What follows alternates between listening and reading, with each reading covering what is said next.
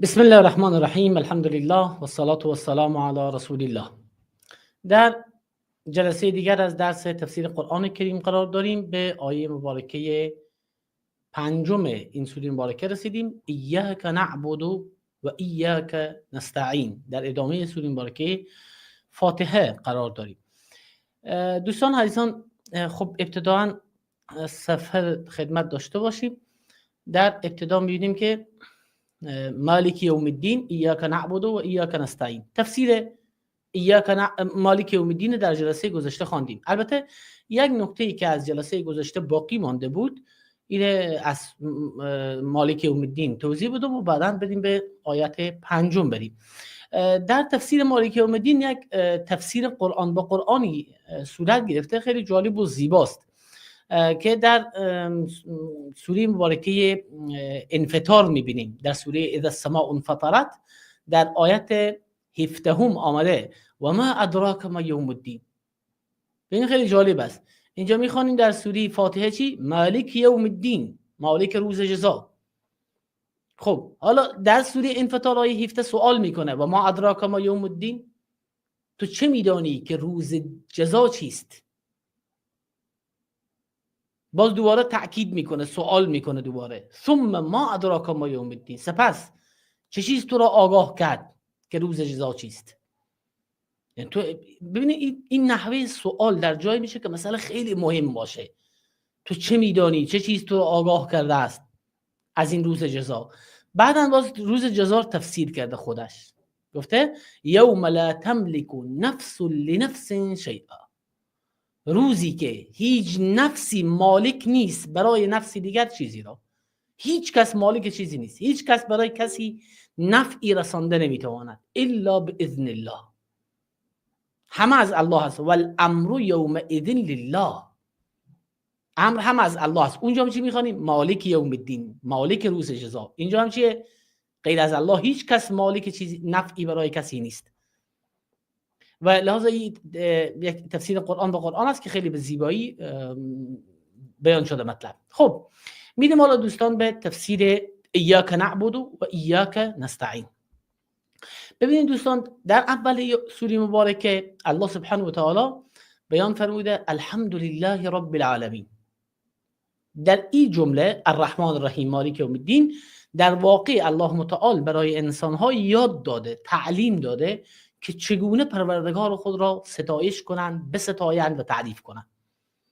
به این علت بعضی از مفسرین گفتن مفهوم این آیات این میشه، یعنی قل بگو الحمدلله رب العالمین، یعنی این چنین بگویید. یعنی وقتی میخواهید پروردگار خود را بستایید، میخواهید پروردگار خود را تعریف کنید، این چنین الله را تعریف کنید. و به همین خاطر در حدیث صحیح مسلم قبلا ما با شما خواندیم که 3 آیت اول این سوره از الله متعال است. یعنی چی؟ یعنی بنده الله را ستایش میکند.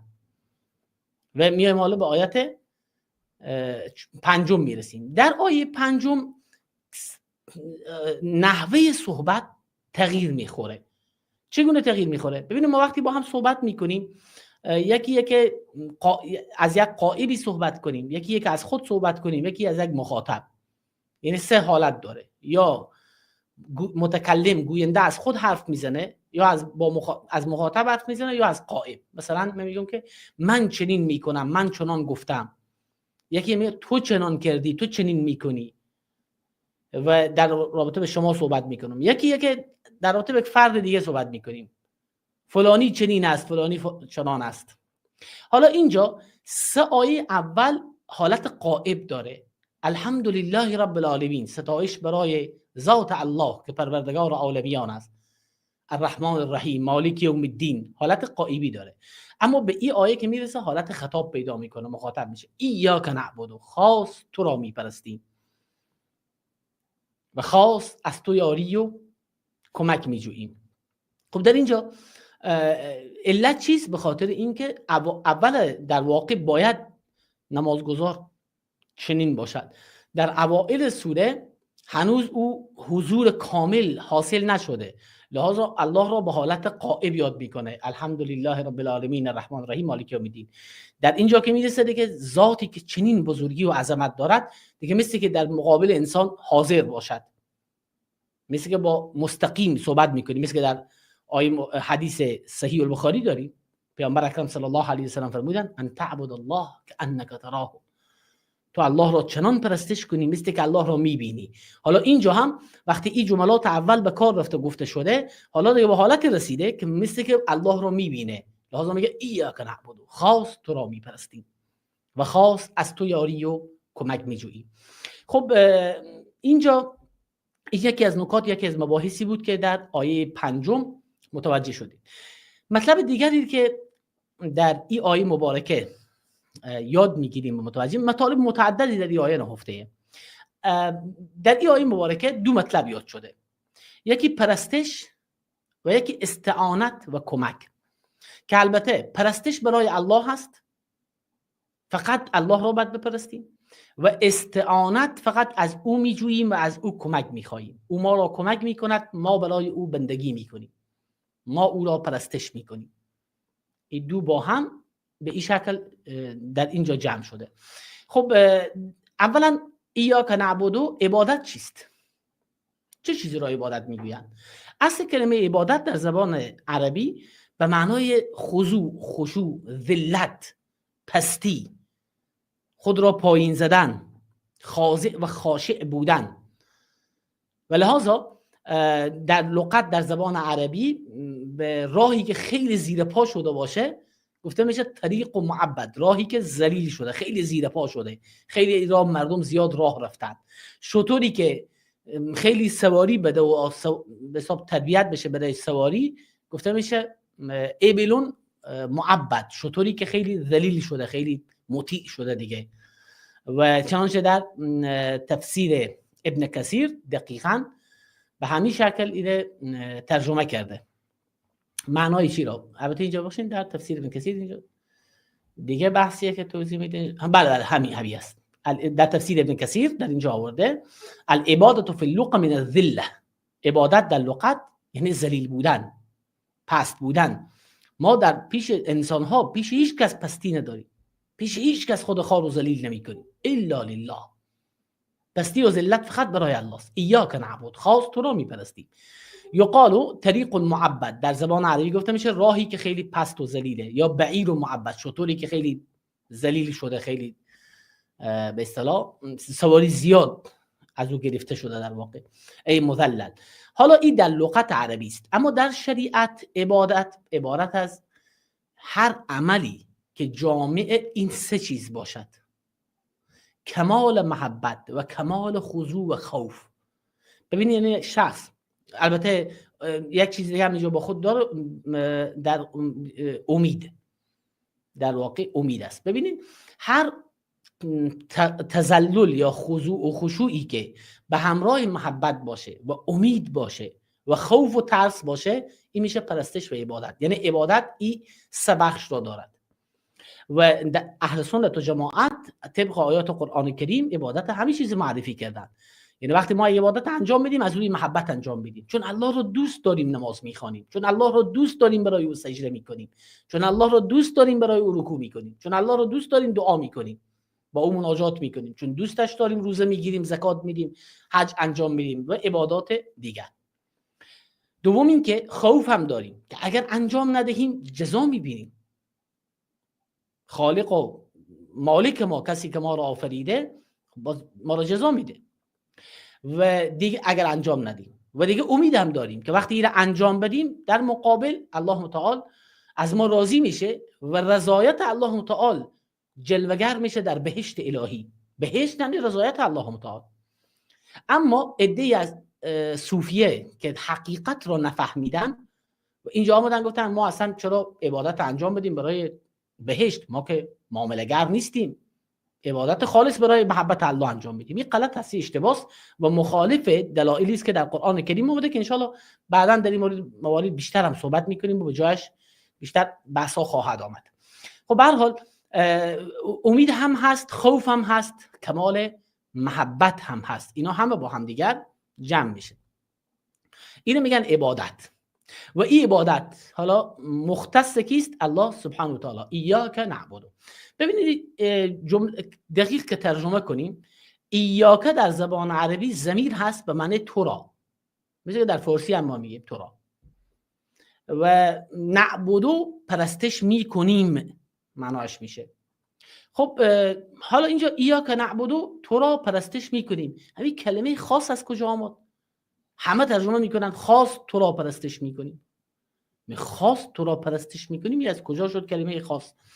ببینید اینجا طبق قوانین زبان عربی اصل ایه که فعل اول بیاید و مفعول بعدن بیاید. نعبدو ایاک، یعنی باید این نعبدو اول می بود، ایاک بعدن می بود. قوانین زبان عربی به این شکل است که فعل اول میاد، مفعول بعدن میاد. باز اما هر زمانی که مفعول مقدم شد، جلو شد، اینجا معنای تخصیص میده، معنای خاص بودن میده. پس یکی بود میگه پرستش میکنیم تو را، پرستش میکنیم تو را. خب درست الله پرستش میکنیم، اما شاید غیر از الله دیگه چیزی هم پرستش کنیم، معنای خصوصیت نمیده. اما وقتی ایاک اول اومد تو را پرستش میکنیم، خاص تو را پرستش، غیر تو هیچ کس را دیگه پرستش نمیکنیم. این معنای خاصه از کجا اومده؟ از مقدم شدن ایاک بر نعبدو که جلو شده. و بعدن باز چی میگه؟ و ایاک نستعین، و خاص از تو یاری و کمک میجوییم. در اینجا دو فعل در واقعیات شده که اولی وقتی که بنده میگه ما پرستش میکنیم خاص تو را، شاید اینجا یک نوع غروری به انسان پیدا بشه که بله ما پرستش میکنیم دیگه، بس فی‌الفور میگه نه، و ایاک نستعین، ما عاجزیم، از تو کمک میخواهیم، ما بدون توفیق تو ما هیچیم، صفری. تو که توفیق بدهی، نصرت یاری بکنی، او وقت باز میشه که ما عملی نیک انجام بدهیم. و دیگه این که در اینجا آمده به صیغه جمع، ایاک نعبدو، خاص تو را ما پرستش میکنیم. چرا نگفته پرستش میکنم؟ ایاک اعبدو یعنی پرستش میکنم. چرا مفرد نیامده، جمع آمده؟ تا بیان کنه که مسلمین همه با هم هستند، ما با هم تو را پرستش میکنیم و همه با هم که جمع بشیم عاجز و ذلیل و خاریم، از تو کمک میخواهیم، همه در پیشگاه تو تواضع و خضوع و خشوع داریم و همه با هم که باشیم از تو یاری و کمک میخواهیم. و این دیگه مطلبی بود که اینجا توضیح دادیم. مطلب بعدی این که در این آیات مبارکه رد میشه بر عقیده جبریه و قدریه. یعنی چی؟ جبریه و قدریه دو گروه بودن در تاریخ اسلام که امروزه هم خیلی افراد همین افکار به زبان میگن، اگه چی به نام این دو گروه نباشد. جبریه میگفتن ما مجبور هستیم، ما هیچ اختیاری از خود نداریم. یعنی مثل یک سنگی که شما برداریم بیاندازین اون طرف، اون سنگ هیچ اختیاری از خود ندارد و لازم ما هم هیچ اختیاری نداریم. تمام اعمالی که انجام میدیم اجباری است بالای ما، در حالی که خب خلاف عقل و منطق و حس و درک و همه چیز است. ما میبینیم که ما اختیار داریم، به اختیار ما میخوام دستای خودت تکان میدم، نمیخوام تکان نمیدم، اصلا حرف نمیزنم، ساکت. خواسته باشم حرف میزنم، پس اختیار دارم دیگه. همین اختیار نیستی چیه دیگه؟ خیلی ساده، یعنی حس مخالف حس است کسی میگه ما اختیار نداریم. اختیار همون میگن بی اختیاری. یک نفر به راه میره، پای او میلغزه، به زمین میخوره، میگن چیکار شد؟ میگه لغزیدم، به زمین خوردم. اون بی اختیاری میگن. حالا ما واقعا کارهایی که انجام میدیم به همون قسمه؟ نه خیر، ما اختیار داریم. اما در مقابل جبریه گروه دیگر هستن به نام قدریه که اونا میگن که نه، ما اختیار داریم اما در اختیار خود مستقلیم، هیچ نیازی هم به الله متعال، در واقع نیاز که نه، به تعبیر نیاز که یاد نمیکنن، بلکه یعنی میگن که الله متعال در افعال ما دخالتی ندارد.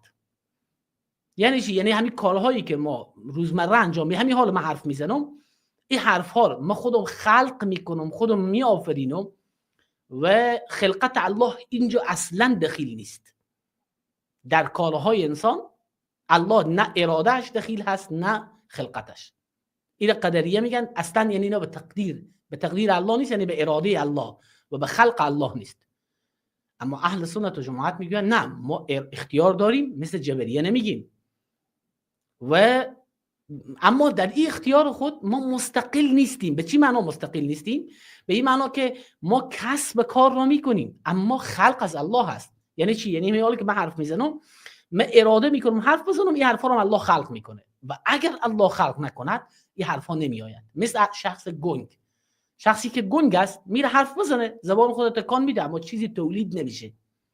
یعنی الله خلق نمیکنه، الله نمیآفرینه.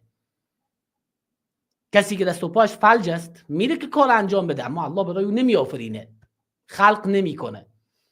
پس کسب از ماست و خلق از الله است. یعنی در هر فعلی که انجام میدیم هم قدرت الله هست هم قدرت ما، هم اراده الله هست هم اراده ما. ما مجبور نیستیم، به زور بالای ما چیزی خلق نمیشه، اما وقتی ما اراده میکنیم الله خلق میکند. ما به تنهایی خود توانایی خلق چیزی را نداریم اگر الله نیافریند. حالا در این آیه مبارکه هم جبریه را رد میکنه هم قدریه را و عقیده اهل سنت در واقع بیان میکنه. چرا؟ چون در آیه در جزء اول ایاک نعبد، خاص تو را پرستش میکنیم، بس ما اختیار داریم دیگه، ما یک فعل انجام میدیم، مجبور نیستیم. رد بر جبریه. و ایاک نستعین، و خاص از تو یاری میخواهیم، پس مستقل نیستیم. بدون استعانت از الله، بدون توفیق الله هیچ کار کرده نمیتوانیم، پس از تو یاری و کمک میخواهیم. رد بر قدریه. دو جز. خب این بحثم تمام. بحث دیگری که در تحت این آیه مبارکه علما یاد کرده اند بحث چی هست؟ این که منظور از این استعانتی که از الله سبحانه و تعالی میجوییم، از الله کمک میخواهیم، این چه نوع استعانتی است، چه نوع کمکی است؟ خب ما میگیم خاص از تو یاری میخواهیم. خب ما میبینیم که در کارهای روزمره خود ما از خیلی کسا کمک میخواهیم. همین حالا شما درس من گوش میکنید، خب یک نوع کمک میخواین، سوال میکنین از من جواب میدم، یک نوع کمک میخواین دیگه. پیش دکتر میریم، از دکتر کمک میخواهیم. به یک نفر میگیم مثلا این بار من سنگین است با من کمک کن، خب کمک میخواهیم دیگه. این استعانت نیست؟ اینا که استعانت است. چگونه میگیم ایاک نعبد و ایاک نستعین؟ دیگه باز استعانت شد دیگه. جواب این است که استعانت به دو دسته تقسیم میشه. یکی استعانت در اموری است که در تحت اسباب است، یعنی اسباب و وسایلی است که الله متعال به انسان قدرت داده، توان داده. مثل اینکه شما مثلا پیش دکتر میرین، میگین برای معاینه کن، مثلا دوا بده، این در تحت قدرت انسان است. الله این اختیار انسان ها گذاشته و لحاظا انسان ها میتونن این کار انجام بدن. یا به یک نفر میگین این بار ما سنگین است با ما کمک بکن، یا مثلا سوال از کسی میپرسین جواب میده. اینا در تحت قدرت بشر است، اینا مشکلی ندارد.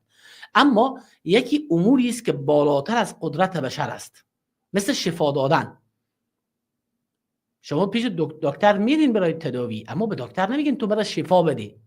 دکتر هم نمیتونه بگه من شفا میدم، میگه من تداوی میکنم، اون کار بشری انجام میدم. این که حالا شفا حاصل میشه یا نمیشه به اذن الله. پس لحاظا در امور ماوراء الاسباب، چیز بالاتر از اسباب و از طاقت بشر، اینجا دیگه کار الله تعالی است. مثلا شما نمیتونید به یک کس بگین که تو گناههای مرا ببخش، تو مرا هدایت کن. اصلا این استعانت مخصوص الله تعالی است در اموری که ماوراء الاسباب است. پس لازم به این طریق این مشکل کاملا حل میشه. ایاک نعبد و ایاک نستعین. پس مثل که بت پرست ها غیر الله را پرستش میکردن و از غیر الله از بت ها کمک میخواستند، مثل که امروز نصرانی ها از مجسمه عیسی علیه السلام کمک میخواهند، یا عیسی مسیح تو مرا کمک بکن، یا بودایی ها از بودا کمک میخواهند. اینا همه شرک و کفر است و اینا نادرست است. یکی از قبر کمک میخواد، یکی از او امامزاده کمک میخواد که تو مشکلات مرا حل کن، و بعدا هم میگه اینا وسیله هست. اینا وسیله در تحت قدرت بشر نیست. مثلا باز میزنن میگن تو مثلا پیش دکتر نمیری، خب من میرم پیش او امامزاده. بله او در تحت قدرت بشر است، این در تحت قدرت بشر نیست. کی گفته که او امام و امامزاده و قبر چنین توانایی دارد که میتواند این کار رو انجام بدهد؟ آیا چنین چیزی دلیل وجود دارد؟ دکتری که دلیل وجود داره، حسن و دلایل شریعت هم وجود داره برای تداوی. احادیث هم از پیامبر صلی الله علیه و سلم هست که بریم پیش دکتر تداوی بکنیم. اینا کاملا درست، صحیحه، کار بشری است، در قدرت بشره. اما میتونید بگی چون پیش دکتر میریم تداوی بکنه، به دکتر بگیم تو مرا شفا بدی، هم وسیله هست. نه دیگه، در تحت قدرتش نیست. پس عین شکل به قبرستانی که بری اونجا کمک بخوای نیست. حتی اگه فرض کنیم اونجا شفای حاصل بشه، وسوسه شیطانی است یا امتحان و آزمایشی است که این شخص چی میکنه. چون مطلب خیلی واضح و روشن است که مرده هیچ کاری کرده نمیتونه، میتونست برای خود میکرد دیگه. و نصوص صریح قرآن کریم هم در این مورد هست. حالا به طور مثال آیه 13 و 14 سوره فاطر که بحث خیلی مفصلی داره. خب به هر حال از این بحثم میگذریم میریم و بحث بعدی در باب عبادت. الله سبحانه و تعالی این عبادت برای ما و شما چی کرده؟ تا دم مرگ بر ما واجب گردانده و این عبادت دائمی است. ببینید در سوره مبارکه حجر آیت 99 آخرین آیه سوره میخوانیم وعبد ربک حتی یأتیک الیقین، پروردگار خود را پرستش کن تا بر تو مرگ بیاید. یقین یعنی مرگ، چون مرگ چیزی یقینی است، همه به او یقین داریم، به این خاطر به او یقین گفته شده. پروردگار خود را پرستش کن تا وقتی که مرگ به سراغ تو بیاد. پس این عبادت ایاک نعبدو تا به وقت مرگ هست و باید همیشه ادامه داده بشه و برای همه هم هست، فرق نمیکنه که این پیامبر باشد یا غیر پیامبر. بعضی از صوفیه خرافاتی البته و غالی آمدن یک عقیده باطل به وجود آوردن که کسی که به مقام حضور برسد، به مقام فلان و فلان برسد، این دیگه از عبادت خلاص میشه، لحاظا نماز نخواند، روزه نگیرد، غسل نکند، جنوب باشد و اصلا به نمازهایش توجهی نکند، هیچ اشکال ندارد، این به مقام حضور رسیده. و من همچنین افرادی خودم مستقیما مشاهده کردم، دیدم همین حال همچنین افرادی هستن متاسفانه که شیطان اونها را فریب داده. پس این عبادت ایاک نعبد و ایاک نستعین این تا دم مرگ با انسان هست و همیشه انسان باید ادامه بده. و مطلب بعدی در تحت آیات مبارکه میبینیم که خب گفته ایاک نعبد، خاص تو را پرستش میکنیم. پس پرستش مخصوص الله هست، به غیر الله تعلق نمیگیره. پسی که بعضی از مردم میگن ما پدر و مادر خودم میپرستم، فلانی وطن پرست است، اینا کلمات اشتباهی است، کلمات غلطی است. حالا منظور او شاید از این کلمه وطن پرست یعنی وطن دوست است و پدر و مادر خود میپرسته یعنی اونا رو دوست داره، خدمت و احترام میکنه، اما این کلمه غلطی است. درسته نیتش اگه دوستی هم باشد،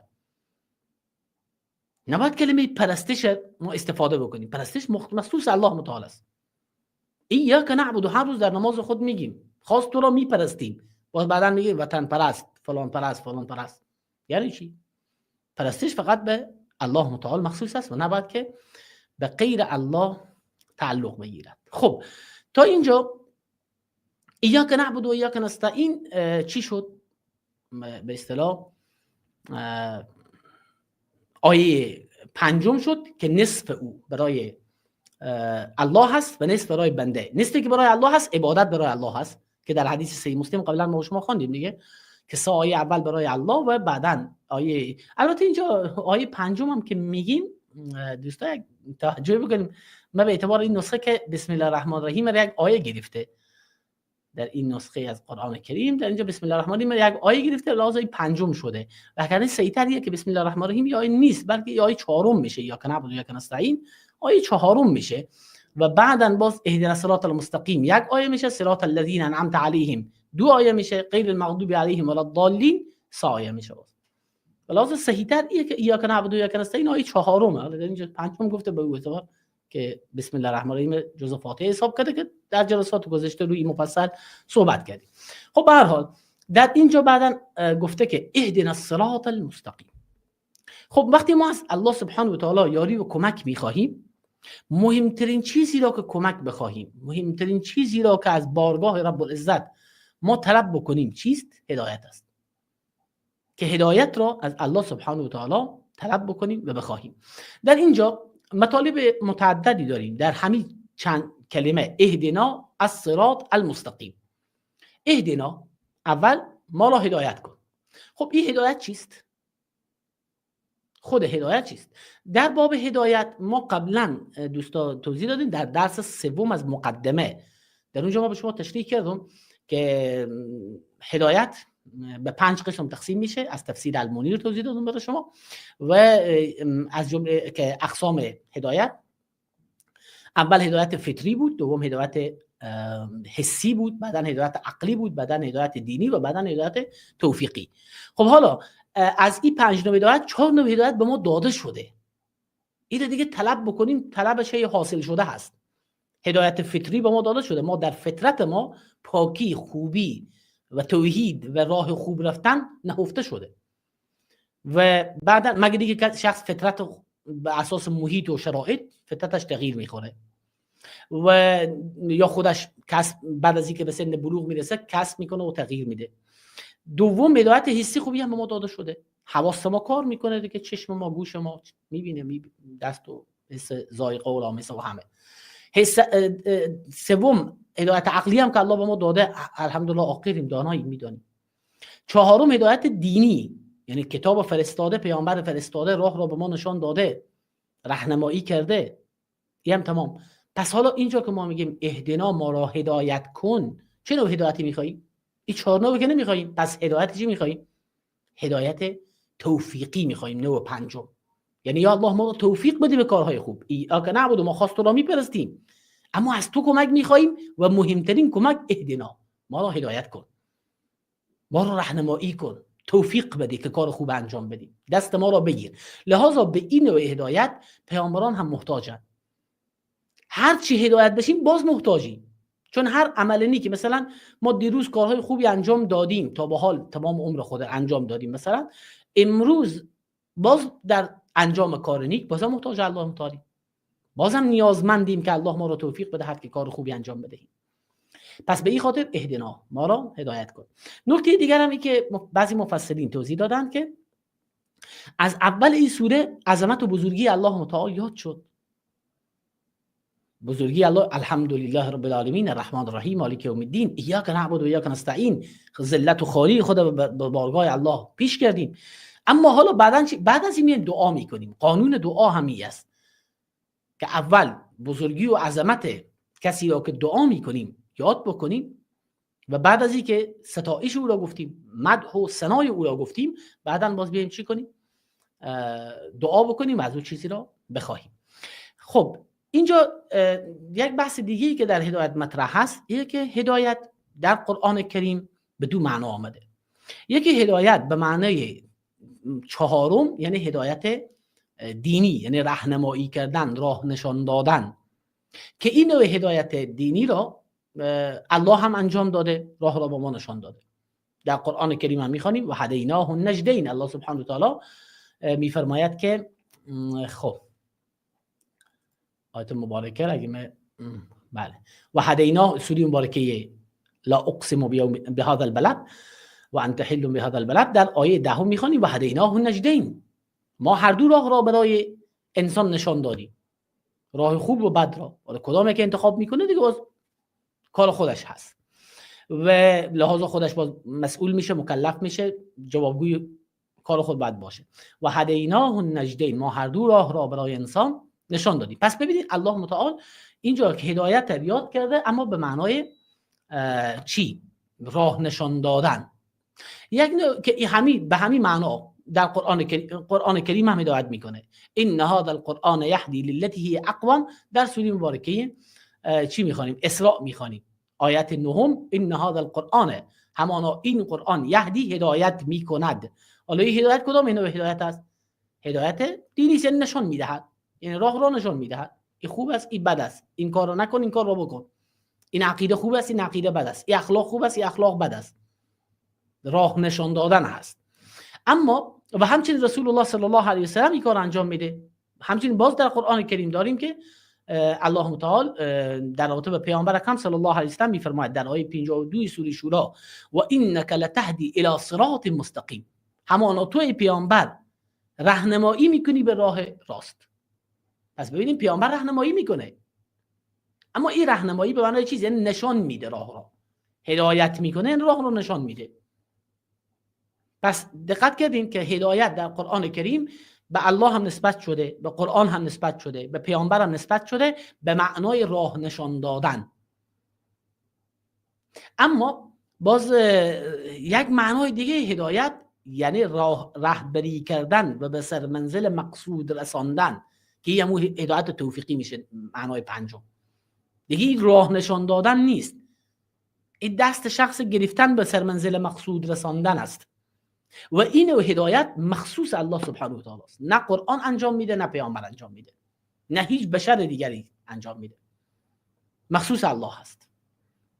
و مثال خیلی ساده‌ای که شما مثلا میخواین به جایی برید، به یک مسجد جامع شهر را میخواین شما به اونجا برید، بلد نیستی، از یکی میپرسین که مسجد جامع شهر کجاست، یکی که برای شما بگوید که راه چنین است و چنان است و راست برو چپ برو کوچه فلان کوچه فلان، راهنمایی میکنه دیگه، خودش با شما نمیره. شما حالا میرین، احتمال داره راست برین، احتمال داره اشتباه کنین، احتمال داره اصلا منصرف بشین، بعدن اصلا نرین، شاید برین شاید نه، راه فقط نشان داد دیگه، کاری به شما نکرده.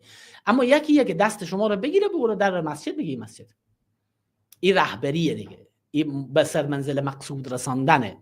حالا این نوع هدایت نه پیامبر میتونه برای انسان انجام بده که در دینداری در راه مستقیم دست شخص بگیره به راه راست، نه، پیامبر اصلا تسلطی بر انسان ها نداره، و بلکه در قرآن کریم به صراحت هم این مسئله نفی شده. الله تعالی در آیه 56 سوره مبارکه قصص میگه انک لا تهدی من احببت ولکن الله یهدی من یشاء.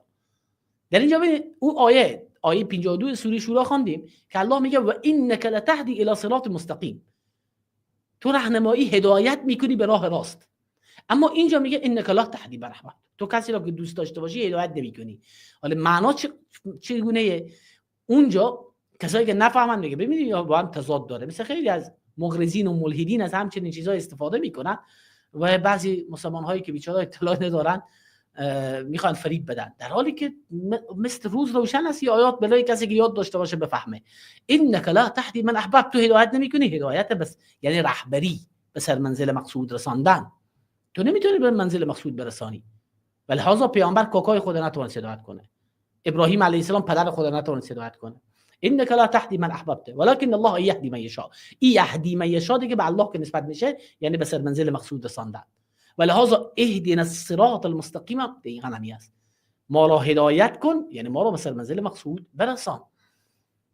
و دیگه جا باز اینجا در قرآن کریم یا آیه که دیدیم دیگه آیه مبارکه میبینیم که الله تعالی در شأن قوم ثمود چی میگوید؟ در آیه 17 سوره مبارکه فصلت و اما ثمود فهدیناهم، اما قوم ثمود ما هدایت کردیم. حالا این هدایت کدام نوع هدایت است؟ هدایت راه نشان دادنه، یعنی راه را برای قوم ثمود ما نشان دادیم. فاستحبوا العمى علی الهدى، اونها کوری را بر هدایت ترجیح دادن، خودشان انتخاب کردن، راه نشان دادیم قبول نکردن. پس ببینید هدایت در بعضی جاها به معنای راه نشان دادن است، در بعضی جاها باز به معنای به سر منزل مقصود رساندن. و این روایت از سیاق و سباق کلام، یعنی جلو و عقب کلام و مقصد آیات متوجه بشیم و بدانیم که منظور چیست. خب خیلی واضح ایره متوجه شدیم، خیلی به زیبایی. ان هذا القرآن یهدی للتی هی اقوام، ایرم خیلی زیبا متوجه شدید. و انک لعلی صراط مستقیم و انک لتهدی الی صراط مستقیم. خب دوستان تا اینجا اهدنا هم متوجه شدیم، ما را هدایت کن، تمام شد. این بذاریم یک طرف. حالا میشه الصراط المستقیم، ما را هدایت کن به چی؟ به چی؟ ببخشید به چی؟ به راه راست. حالا راه راست چیست؟ این مطلبی است که انشاءالله در جلسه بعد خدمت شما راه راست در باز توضیح میدیم که انشاءالله راه راست را متوجه بشویم. سبحانك اللهم بحمدك اشهد ان لا اله الا انت استغفرك و اتوب الیک. دوستان چون که گفتن به این سبک بهتر است، از این به بعد دیگه انشاءالله دوستان عزیزان درس تفسیر به می نحوه ثبت میشه دیگه، ادیت و اینا نمیخواه، خودم همه روزه انشاءالله سر تایم سر وقت همه روزه صبح به یک وقت درس نشر میشه خدمت دوستان. و دعا کنیم که الله توفیق بده که من غیرحاضری نکنم و درس‌ها به همین نحوه انشاءالله پیش بره و نشر بشه. و السلام علیکم و رحمت الله و برکاته.